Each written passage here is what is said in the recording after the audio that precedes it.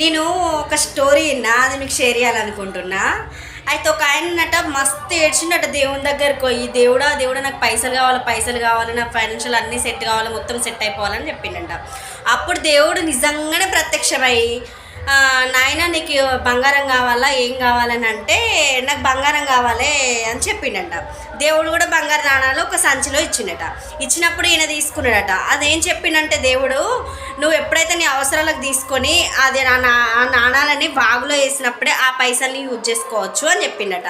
అప్పుడు ఇతను ఏం చేసిండట, ఆ పైసలున్న మొత్తం ఆ పైసలు అన్నిటినీ కూడా ఆయన ఏం చేసిండంటే రోజు తీస్తూనే ఉన్నాడు.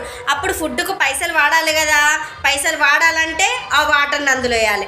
కానీ తిండికి ఇబ్బంది అయినా కూడా ఆయన ఒక్కొక్కరి ఇంటికి పోయి భిక్షాటన చేసి మరీ తన ఆహారాన్ని తెచ్చుకున్నాడు. లాస్ట్కి చివరికి ఏమైంది తెలుసా, ఆయన చనిపోయిండు. ఆ పైసల హుండి కూడా ఈయన దగ్గరనే ఉండిపోయింది. చివరికి ఏమైంది, మనం కష్టపడకుండా వచ్చిన పైసా ఒక్క రూపాయి కూడా మన దగ్గర ఉండదని ఈ స్టోరీ ద్వారా నాకు అర్థమైంది. దీన్ని ఎవరికైనా ఒకరికి నచ్చొచ్చు, నచ్చకపోవచ్చు. నచ్చిన వాళ్ళు స్కిప్ చేయండి, నచ్చిన వాళ్ళైతే ఒకసారి ఇంకొంతమందికి షేర్ చేయండి. Please subscribe my channel, please support చేయొచ్చు కదా.